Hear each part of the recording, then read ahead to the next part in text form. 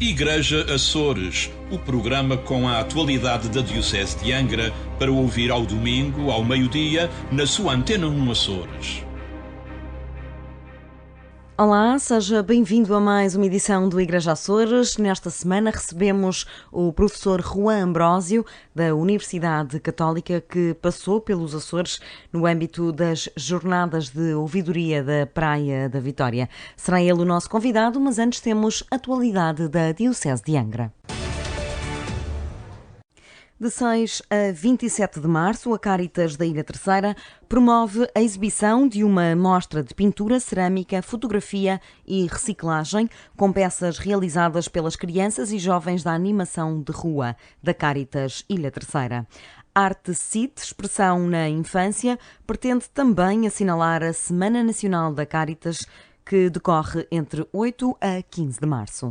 Esta exposição, no fundo, materializa um projeto que foi realizado pelas crianças e jovens na animação de rua, que é uma das valências da Cáritas da Ilha Terceira, e que pretende fazer uma alusão clara aqui a diferentes dimensões da infância, sempre através da arte. Tem obras de fotografia, tem de pintura, tem escultura, e que foram todas produzidas com o apoio e com a colaboração do fotógrafo Tiago Alonso, da artista plástica Rita Evangelho, do oleiro Ricardo Simas e da Catarina Menezes, que é também técnica da Cáritas e do projeto No Planet B. Flávio Betancourt, coordenador do projeto Animação de Rua, acrescenta ainda que houve também espaço para a escrita. O lançamento de um livro que foi feito na íntegra pelos jovens desta Valência, que é o Manual de Sobrevivência para Adolescentes, feito de jovens para jovens. E vamos aproveitar também o momento para fazer este lançamento. E o mesmo espaço é partilhado com outra iniciativa também da Cáritas da Ilha Terceira, que é o projeto Trilhar Caminhos, que desenvolve um trabalho no estabelecimento prisional de Angra do Heroísmo e que vai expor, vamos aproveitar também o momento para expor peças de carpintaria produzidas pelos reclusos desse estabelecimento. As artes cozidas com linhas da cor de amor. Isto tudo é cozido pela missão da Cáritas da Ilha Terceira, que é sempre mais próximo do próximo. E também, por outro lado, com o tema deste ano da Semana Cáritas, que é Cáritas é Amor. E esta atenção ao próximo, este cuidado com o desenvolvimento integral do homem, quer seja na infância, quer seja quando estão privados da sua liberdade, como é o caso das pessoas que estão no estabelecimento prisional de Angra do Heroísmo, é fundamental este fio condutor que é o tal amor que pode ser um apoio muito grande neste desenvolvimento das pessoas. Convidamos todas as pessoas que queiram ao longo desses dias a visitar este espaço e deixamos esse convite para partilharem connosco este trabalho que foi feito pelos nossos jovens e pelas nossas crianças. Cáritas é Amor é o tema de 2020 para a Semana Nacional da Cáritas, que se assinala nas mais diversas ilhas, também com o habitual peditório nas superfícies comerciais. A Ouvidoria da Horta promove uma série de catequeses quaresmais que vão decorrer às quartas-feiras em 2 sítios distintos. O ouvidor, Padre Marco Luciano, adianta-nos os conteúdos programáticos. No dia 4 de março realizámos o primeiro tema, a Igreja Encaminhada Sinodal. Foi um tema refletido pelos padres Sérgio Mendonça e Padre Paulo Silva, em 2 polos da nossa ilha, no Centro Pastoral do Carmo e também no Centro Paroquial dos Cedros. O segundo tema, vamos refletir os sinais dos tempos na Constituição Gaudium et Spes. O terceiro tema, para uma teologia da sinodalidade. E o quarto tema, a beleza de caminharmos juntos para Cristo. A caminhada sinodal no Horizonte, numa iniciativa que conta com especial envolvimento dos sacerdotes da ouvidoria. As catequeses quaresmais procuram todos os anos refletir um tema. Já refletimos o Pai Nosso, já refletimos os sacramentos, já refletimos a Quaresma em si e os seus grandes pilares. Por isso, este ano, atendendo precisamente à caminhada que estamos a realizar, achamos oportuno fazermos reflexão precisamente destes 4 temas. 4, 11, 18 e 25 de março, pelas 20 horas, no Centro Paroquial dos Cedros e no Centro Pastoral do Carmo. Ecologia foi o tema central dos encontros de reflexão que a Ouvidoria da Praia da Vitória promoveu nos dias 2, 3 e 4 de março. O que está a acontecer à nossa casa foi a questão que serviu de base para os 3 serões que tiveram lugar no Centro Paroquial das Fontinhas. Muito bom de reflexão e de participação. Os oradores estiveram também muito bem, não só de comunicar o conhecimento em cada uma das sessões que aconteceu, mas também foram capazes de transmitir e de chegar tanto ao coração dos participantes neste tema, que era um tema tão candente, um tema tão em cima da mesa, e que, acima de tudo, julgo que ajudou a despertar e, ao mesmo tempo, a consciencializar, primeiro, a questão social da Igreja, a questão social dos cristãos, que foi o tema assim, central do primeiro dia. Depois, também, este sentido de participação em Igreja, também à volta de um tema que não pode ser periférico, que é o tema da chamada ecologia integral e que deve fazer parte dos nossos trabalhos pastorais, inclusive deve estar na agenda não só pastoral, mas inclusive da agenda das nossas opções, mesmo daquilo que podemos dizer assim, que são as grandes linhas da própria Igreja hoje. O ouvidor Emanuel Valadão Vaz a fazer um balanço dos encontros que contaram com uma forte participação comunitária para escutar o padre José Júlio Rocha no primeiro dia, Juan Ambrósio no segundo dia e que fechou com o professor Félix Rodrigues. Não foi uma grande surpresa, porque nós já tínhamos tido a experiência do ano passado e houve uma boa participação também. A novidade, se quisermos, foi que este ano houve uma participação mais juvenil, portanto, o que é positivo e que nos ajuda também a perceber que temos que atender e acolher cada vez mais também que são os anseios dos jovens e também daqueles temas que lhe dizem mais respeito, que lhes tocam mais. O ouvidor praense destaca ainda que o povo de Deus responde e participa quando se revê nos assuntos a refletir e quando sente que a sua opinião vai ser ouvida e acolhida. Arrancou esta quinta-feira, 5 de março, a última etapa dos temas de doutrina do curso geral de catequistas da Ilha Terceira. Cerca de 60 participantes é já um número habitual, depois de um decréscimo de afluência no arranque de 2020. Foi o que explicou ao Igreja Açores o padre Jacob Vasconcelos, responsável pelo Serviço Diocesano de Catequese. Houve uma ligeira quebra na fase de janeiro, porque devemos dividir a doutrina, é a área do curso geral que tem mais temas para ministrar. E, portanto, não era possível fazer tudo só de uma quinta até um domingo, como temos feito com os outros módulos. Por isso separámos, e a primeira parte da doutrina foi ministrada em janeiro, e aí sim houve uma quebra, ligada sobretudo, penso eu, ao Carnaval da Terceira Idade, que já estava em preparação, e outros factores também de doença e ausência de alguns catequistas. Uma ligeira quebra. E, entretanto, agora sentimos a recuperação e estamos com o número habitual dentro daquilo que é o nosso costume. Os temas abordados são uma versão abreviada da teologia no seminário. É um resumo, como o próprio nome diz, muito abreviado, é uma síntese, uma súmula, mas cada tema tem o nome praticamente de uma cadeira de teologia no seminário. Só a título de exemplo, na sexta-feira andaremos à volta dos temas ligados à eclesiologia, no sábado à liturgia e ao próprio ano litúrgico em si. No domingo será o dia dedicado aos sacramentos, da iniciação, da cura, do serviço, antecedidos de uma introdução geral, ou seja, no fundo são temas teológicos de qualquer curso de teologia que se preze. É uma formação que tenta capacitar os catequistas para a sua missão, dando as ferramentas necessárias. A formação termina este domingo e teve lugar na paróquia da Vila Nova. Provavelmente por esse motivo, o número de catequistas da Ouvidoria da Praia a participar foi muito superior ao número de catequistas angrenses. O nosso convidado desta semana é Juan Ambrósio, mestre em Teologia Sistemática e licenciado pela Faculdade de Teologia da Universidade Católica Portuguesa. Tem profissionalização em Educação Moral e Religiosa Católica e foi um dos participantes dos encontros de reflexão que aconteceram esta semana na ouvidoria da Praia da Vitória. Olá, boa tarde, obrigada por estar connosco neste espaço de rádio. Antes de mais, pedindo desculpa por resumir assim um currículo tão vasto como é o seu, não tem problema. Mas desta forma é atualmente docente da Universidade Católica. Exato, da Faculdade de Teologia. Aliás, quando me pediram o currículo, eu dividi-o em duas partes, que chamei uma parte mais importante, que foi a que faltou aí, dizer que sou casado com a Cristina, que sou pai do André, que faz hoje anos, faz hoje 27 parabéns anos. ao André. Obrigado.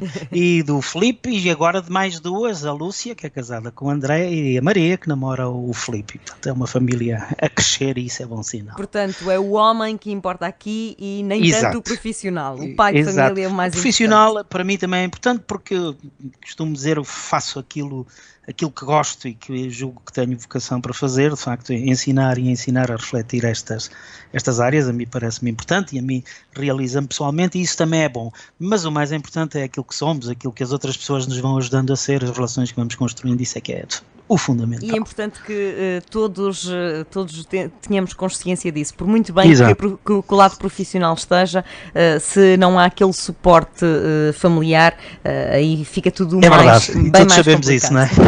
Olha, obrigada por estar connosco neste espaço de rádio. Como é que foi esta vinda aos Açores?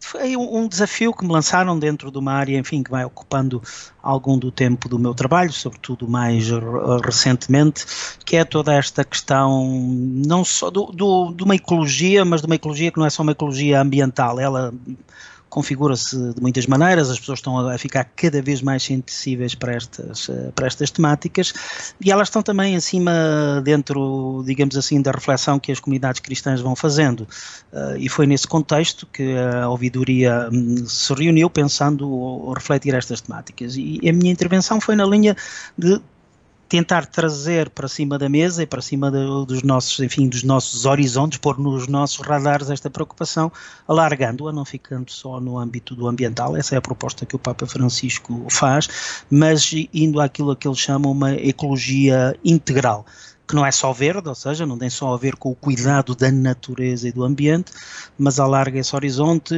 com o cuidado pela cultura, pelo ser humano, pela economia, pela dimensão social, ou seja, uma visão bastante mais abrangente e ampla, no qual se deve situar hoje a reflexão sobre a ecologia. E que ele chama, e acho que esta que é uma expressão muito interessante, o cuidado da casa comum, que este planeta que habitamos possa ser verdadeiramente um lar para toda a gente.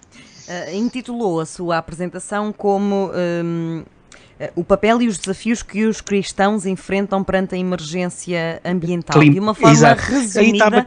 Ambiental nesse sentido amplo, não é? Mais do que o clima, mas também esse. Porque, e essa é uma novidade, e acho que é uma das coisas mais interessantes que neste momento está em cima da mesa. Porque muitas vezes as comunidades cristãs e os cristãos foram habituados a pensar que a fidelidade à sua identidade cristã e à sua missão cristã se veria e se poderia aferir essencialmente pela maneira como se relacionam com os dogmas, pela maneira como se relacionam com o culto, pela maneira como se relacionam com as normas morais. E parece que estes três âmbitos, digamos assim, esgotavam aquilo que podiam ser os critérios de aferir a fidelidade à identidade cristã. Ora bem, o que agora aqui está em cima da mesa é que, para além disso, que continua a ser importante, há uma outra dimensão que pesa e que deve pesar tanto como as outras, que é o compromisso que nós temos no cuidado desta casa comum, ou seja, a intervenção social.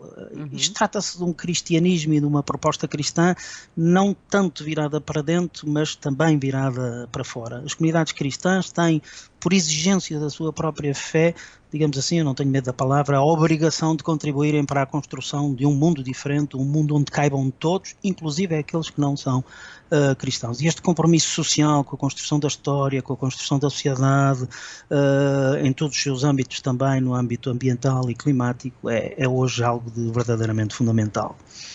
Este foi um encontro bastante participado, com assistência de todas as idades. Acredita que A ecologia, neste sentido mais lato, já é uma consciência de todas as idades?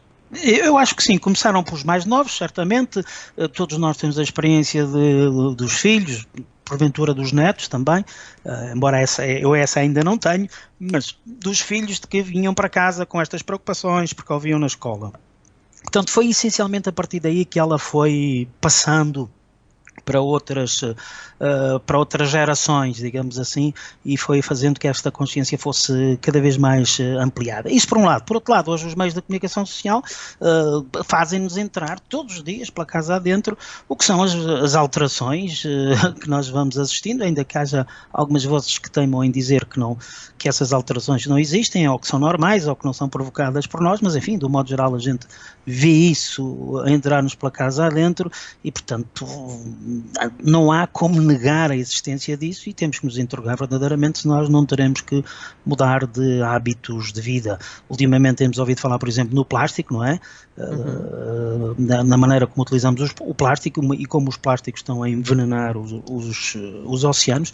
Depois, às vezes, as nossas reações são quase que fundamentalistas e vamos acabar com o plástico de um dia para o outro, isso também não é execuível. Temos que ir mudando de uma maneira execuível os nossos hábitos de vida, os nossos estilos de vida, de modo sustentável, mas temos verdadeiramente que perceber que algo vamos ter que fazer, porque senão estamos a pôr em causa o futuro, não é?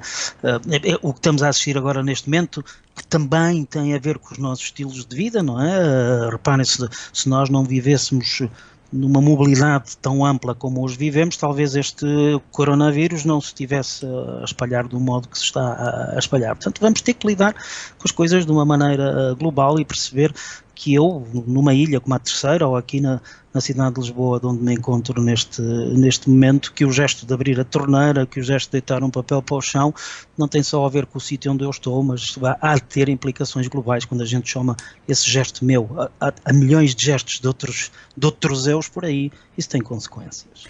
Dizia que não pode ser uma mudança radical, até porque é difícil a habituação quando a mudança é assim tão radical, mas nesta altura já não urge ser essa mudança mais radical do que... já passou o tempo da mudança progressiva, digamos assim. Sim. O que eu quero dizer com a mudança radical é óbvio que hoje temos que fazer coisas e temos que fazer coisas com urgência e essas coisas têm que ser implementadas às vezes com radicalidade. Agora, o que eu quero dizer aqui é que a mudança do estilo de vida e do chip implica depois que a gente vá assumindo atitudes. Não vai acontecer que porque se resolve até qualquer coisa, depois voltamos aos hábitos antigos. Não sei se me estou a fazer entender. Sim. Essa mudança precisa de ser verdadeiramente assimilada pelas pessoas. Ela pode ser ajudada, pode ser quase que sugerida, duvido que possa ser imposta, mas se em alguns casos isso tiver que ser feito, se calhar terá que ser feito, não é? Em todo o caso é algo que eu acho que os estilos de vida são coisas que têm que ser assumidas pouco a pouco com a pressa que é necessário ter, não temos todo o tempo do mundo, temos aliás pouco tempo, não é? Mas tem que ir sendo assumido pelas pessoas, ou então as coisas verdadeiramente não mudam. E aqui eu lembro-me na minha intervenção ter chamado a atenção para isso. Há um dado que me parece muito importante e que muitas vezes é esquecido, que é a questão daquilo que o chamado pensamento social cristão. Eu não gosto da expressão doutrina social da Igreja, ela usa-se mais, eu prefiro falar no pensamento social cristão, porque é mais do que uma doutrina, bastante mais do que uma doutrina, nos convoca e põe à nossa disposição esta categoria, que mais que uma categoria é uma proposta de ação, que é o bem comum.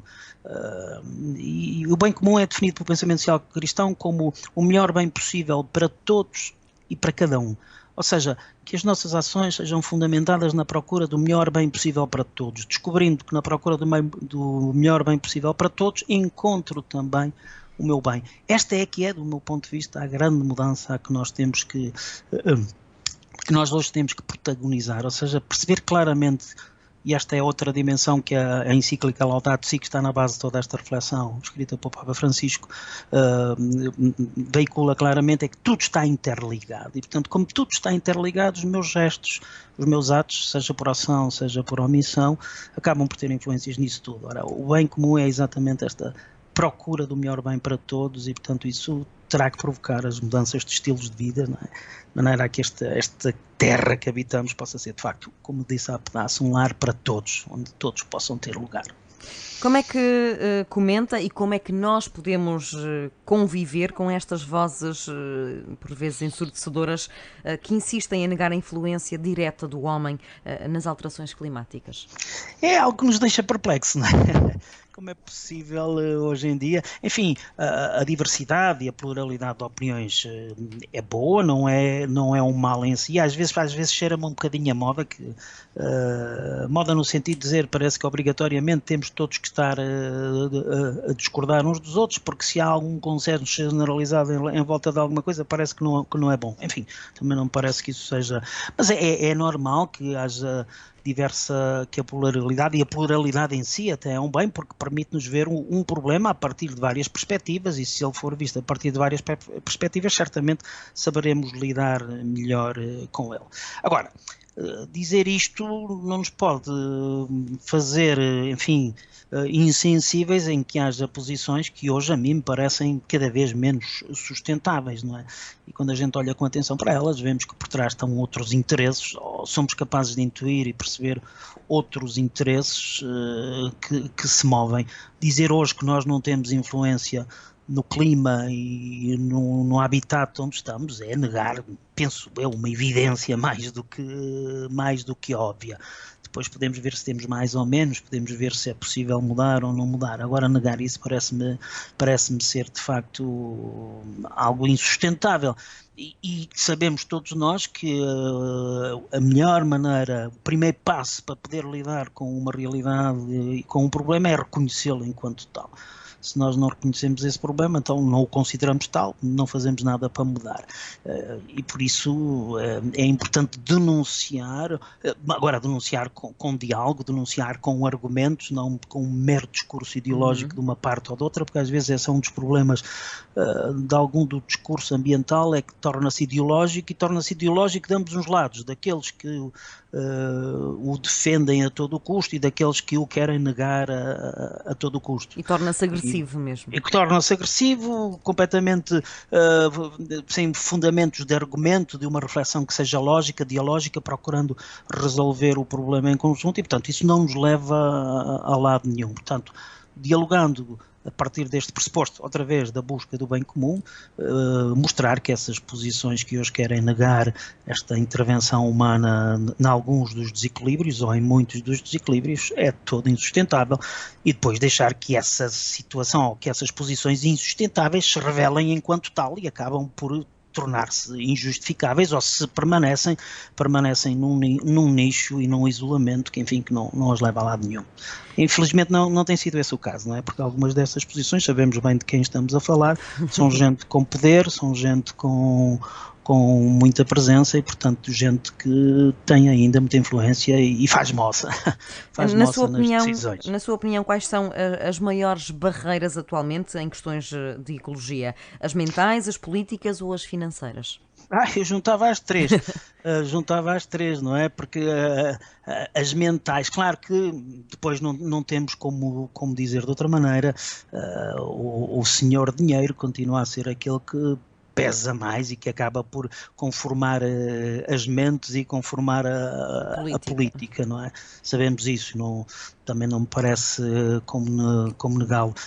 Essa é outra das reflexões que o pensamento social cristão tem feito e tem vinculado pela mão e pela reflexão deste homem, do Papa Francisco. Todos nós nos lembramos daquela famosa expressão que vem logo num dos seus primeiros textos, esta economia mata, não é?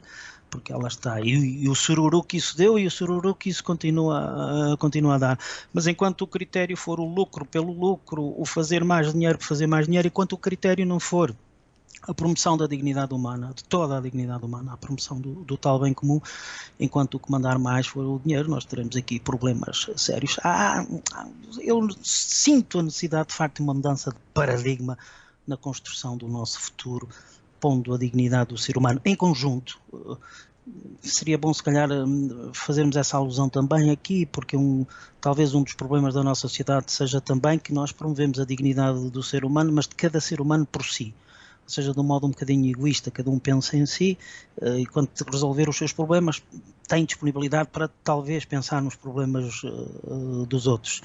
Ora, é aqui que entra o tal bem comum, que eu tenho insistido nele, não é? Pensar que o bem de todos é também o meu bem, insisto nesta ideia. E, portanto, se pensarmos e pusermos, de facto, a dignidade do ser humano à frente, talvez sejamos capazes de ir construindo o futuro de outra maneira. E é urgente que o façamos, é urgente.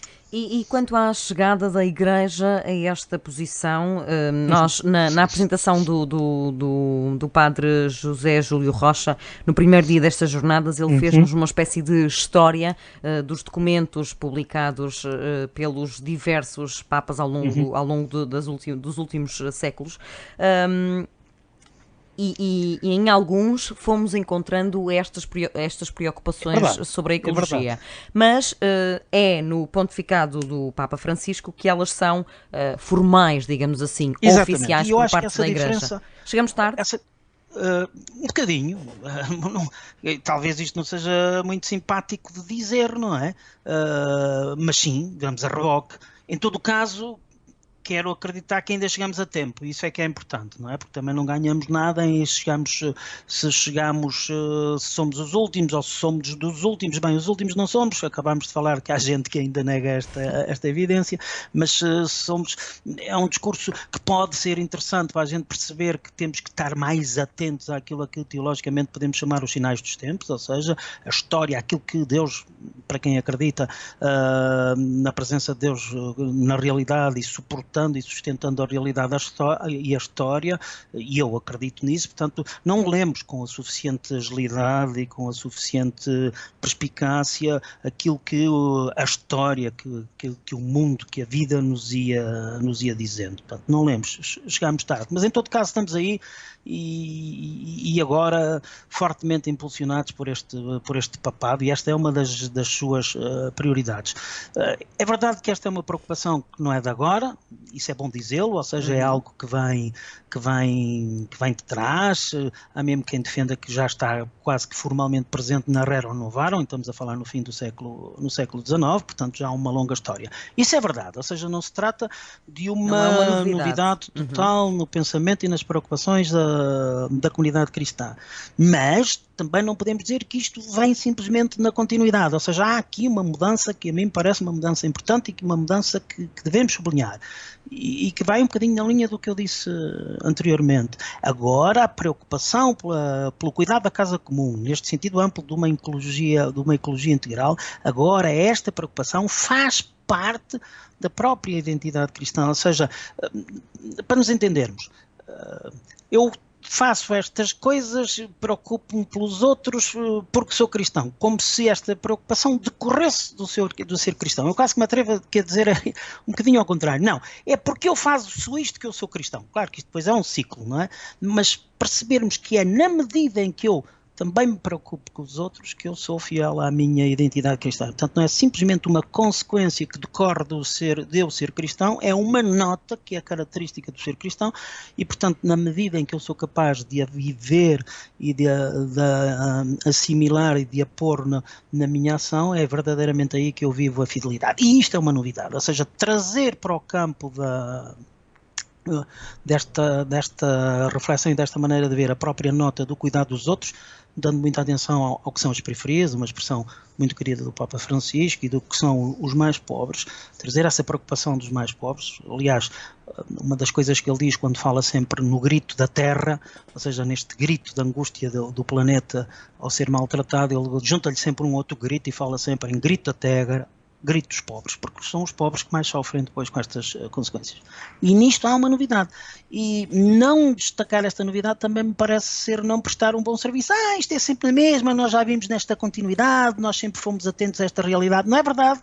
Aliás, basta dizer que a Laudato Si, que é um texto belíssimo do Papa Francisco, é um texto que foi descoberto e se percebeu a sua importância primeiro por grupos e comunidades que não são cristãs, e só agora, parece-me a mim, as comunidades cristãs estão a começar a dar alguma importância, ou dito de outro modo, a devida importância a este documento. E, portanto, esse é também um sinal de que nós nem sempre fomos o suficientemente atentos a esta realidade. Mas estamos aí e isso é que é importante sublinhar. E o Papa Francisco foi o Papa certo, se é que esse termo existe, para este tempo? É o Papa certo para este tempo de mudança? Sim.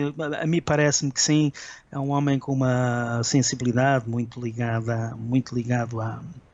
De facto, para perceber o Papa Francisco, permita-me esta nota se calhar um bocadinho mais teológica, a sua reflexão e a sua ação fundamenta-se em vários polos, e um desses polos é aquilo que nós chamamos a teologia do povo. O que é esta teologia do povo? É esta sensibilidade de alguém que acredita que é no viver concreto das pessoas que Deus está a manifestar a sua vontade. E, aliás, muito interessante que um dos documentos mais recentes, e estou a falar deste sínodo que aconteceu no fim do ano passado, o sínodo sobre a Amazónia, que aconteceu em Roma, onde foram convocadas várias pessoas para refletir sobre a realidade da Amazónia. No documento de trabalho que convoca essas pessoas, diz logo no número 1 que nós temos que escutar a vida das pessoas para descobrir na vida dessas pessoas a vontade a que Deus nos está a chamar, a que Deus nos está a convocar. Isto é verdadeiramente impressionante. Portanto, a atenção ao viver, ao pulsar concreto da vida das pessoas para aí descobrir os tais sinais dos tempos e descobrir a que é que as comunidades cristãs estão a ser interpeladas. Ora, esta sensibilidade é muito importante para os dias de hoje, não é? E acho que nesse sentido, aquilo que disse o homem certo no momento certo faz sentido, não é? Ou seja, ele é de facto um homem com uma sensibilidade que decorre da sua vida, da sua experiência, da maneira como ele estava habituado a viver o seu dia-a-dia no meio das pessoas e não isolado delas, portanto torna-o alguém muito mais sensível às realidades. Aliás, é sempre assim.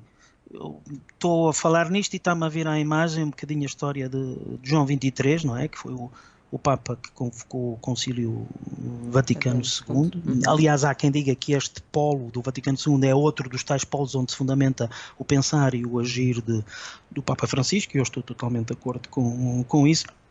Este homem, João XXIII, que convocou o Concílio Vaticano II, era um diplomata que tinha estado naqueles territórios de fronteira com o mundo não cristão, com o pensamento não cristão, e portanto um homem muito sensível e que percebia que a Igreja e o mundo como que estavam de costas viradas um para o outro e portanto já não dialogavam, e a Igreja estava-se a tornar quase que um baluarte fechada sobre si mesma, e decidiu convocar o concílio para estabelecer este diálogo. É interessante que aproximadamente 50 anos depois, Francisco diz exatamente o mesmo. Talvez um dos principais problemas da Igreja seja a sua autorreferencialidade, ou seja, ela estar fechada sobre si mesma e não perceber que a sua razão de ser é o mundo a quem é enviada e as pessoas a quem ela é enviada a servir para promover a dignidade humana. É interessante este momento da história que estamos a viver, que eu acho que é apaixonante, com enormes desafios, mas que está a exigir de todos nós, um protagonismo diferente, percebermos que ao construirmos isto em conjunto, todos, na procura do melhor bem para todos, ou talvez tenhamos problemas muito complicados. Do teólogo agora ao professor. Como é que está a procura do ensino da teologia em Portugal? Como é que estamos em termos de instituições de ensino da teologia em Portugal? Bem, temos a questão essencialmente a Faculdade de Teologia, que está neste momento em 3 polos, em Lisboa, em Braga e no Porto. Aliás, começou em Braga, depois Lisboa, depois Porto. Estes 3 polos há núcleos da Faculdade de Teologia, é uma única faculdade, mas com estes 3 polos. Tem essencialmente 2 tipos, digamos assim, de cursos, um que é aquele que é frequentado para aqueles que vão ser os futuros ministros ordenados, não é? Os futuros padres, também algumas religiosas e religiosos frequentam esse curso, e depois tem outro, esse será o curso essencialmente de teologia, embora também possa ser aberto a leigos. Eu sou leigo e o curso que fiz foi o de Teologia. Aí há depois o de Ciências Religiosas, que é um curso onde aparecem outras realidades, e não é só a teologia, mas é a teologia em diálogo profundo com outras ciências, a psicologia, a sociologia, a antropologia, e é aí que estão neste momento a frequentar essencialmente aquele grupo de pessoas que são os professores de educação moral e religiosa católica, mas também cada vez mais agentes de pastoral, catequistas, pessoas que estão nas paróquias, e um grupo que começa a aparecer com mais significado, que é o grupo de pessoas que quer aprofundar as razões de ser do seu acreditar, uns porque são crentes e outros porventura até porque nem são crentes, mas querem saber mais disto do fenómeno religioso. Ou seja, pouco a pouco eu vou reconhecendo uma sensibilidade pelas pessoas que reconhece isto, o fenómeno humano. Quem quer trabalhar, de todo modo, quem quer trabalhar a sério e olhar a sério para o fenómeno humano, para o que é a experiência do ser humano no mundo, não pode ignorar o dado religioso, porque ele sempre esteve aí, e atrevo-me a dizer, para o bem e para o mal, fazendo as melhores coisas, não é? E promovendo também, a história tem dito isso, e disso temos que nos penitenciar, também algumas barbaridades. Mas ele é um fenómeno, o fenómeno religioso é um fenómeno que acompanha o fenómeno humano desde a sua origem. Portanto, não se pode pensar a condição humana não olhando para o fenómeno religioso. E as pessoas pouco a pouco vão descobrindo isso e, portanto, alguns querem saber mais disso. E esse grupo está também a aumentar. Agora, é preciso chegar a mais gente, não é? É preciso, porque os cursos, tanto só nestes núcleos, não percorrem a totalidade do país e, portanto, há neste momento uma tentativa também na faculdade aqui de tentarmos outros meios, como por exemplo o e-learning, e fazer com que estes cursos sejam também em plataformas de ensino digital para poderem chegar a outros públicos e mais longe. Portanto, vai havendo uma apetência, e claro que não é uma linguagem, a linguagem universal hoje quase continua-se a dizer a economia, não é? Toda a gente quer, não digo que toda a gente quer estar à economia, mas toda a gente percebe a importância e a relevância da economia. É preciso fazer um trabalho mais, enfim, mais árduo para que as pessoas possam perceber também o que é a importância e a relevância de uma reflexão teológica hoje para ajudar a resolver os problemas. Não tanto do ponto de vista técnico, se calhar não se pode pedir à teologia que ela apresente a solução técnica, não é esse o seu ramo do saber, mas acho que se pode pedir à teologia, e a teologia deve prestar este serviço à sociedade, de abrir horizontes, ou seja, trazer para cima da mesa da reflexão outras dimensões que muitas vezes são ignoradas quando estamos a tentar resolver os problemas. E, portanto, não sendo, digamos assim, a solução técnica, ela não tem competências para isso, mas põe esses outros horizontes que têm que ser tidos em conta na solução técnica, sob pena depois de não se promover a tal dignidade humana. E aí acho que se abre um campo apaixonante da teologia. Para a teologia, acho-se um campo verdadeiramente interessante, de diálogo com os outros saberes, da complementaridade e na reflexão. Acho que esses tempos podem ser tempos interessantes e bonitos mesmo. Professor Juan Ambrósio, obrigada por ter estado connosco neste espaço do Igreja Açores. Foi um prazer estar consigo na sua companhia. O Igreja Açores vai regressar na próxima semana com mais um convidado especial e mais atualidade da Diocese de Angra. Igreja Açores, o programa com a atualidade da Diocese de Angra para ouvir ao domingo, ao meio-dia, na sua Antena 1 Açores.